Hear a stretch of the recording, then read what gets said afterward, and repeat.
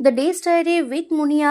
আজকের আমরা জানবো একটা নতুন মিষ্টি সম্পর্কে, যার নাম চূড়া ঘষা।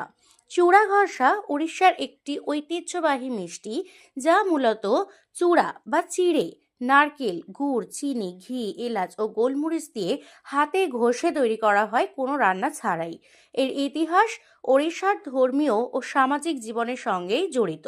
বিশেষত রথযাত্রা, গণেশ ও সরস্বতী পুজোর মতো উৎসবে এটি মহাপ্রসাদ হিসেবে পরিবেশিত হয় এবং এর স্বাদ ও গন্ধ প্রজন্মের পর প্রজন্ম পরিবারের স্মৃতিতে জড়িয়ে আছে।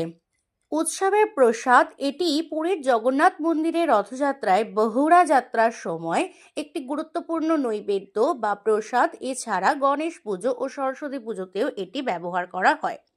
ঐতিহ্যবাহী প্রস্তুতি হিসেবে বলা যায়, চূড়া মানে চিড়ে এবং ঘষা মানে হাতে ঘষা।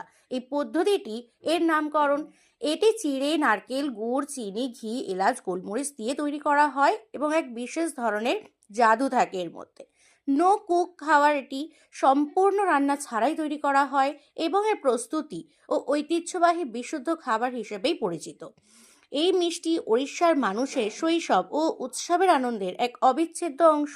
ঘি, গোলমরিচের সুবাস, চিড়ের গঠন আজও অনেককে তাদের ফেলে আসা দিনের কথা মনে করিয়ে দেয়। কখনো কখনো এর উন্নত রূপ চূড়া কদম্ব নামেও এই মিষ্টিটি পরিচিত, যা জগন্নাথ দেবকে নিবেদন করা হয়। এটি ওড়িয়ার সংস্কৃতি, ঐতিহ্য এবং পারিবারিক স্মৃতির এক সুস্বাদু প্রতিচ্ছবি, যা আজও বিভিন্ন উৎসবে গুরুত্বপূর্ণ ভূমিকা পালন করে যাচ্ছে।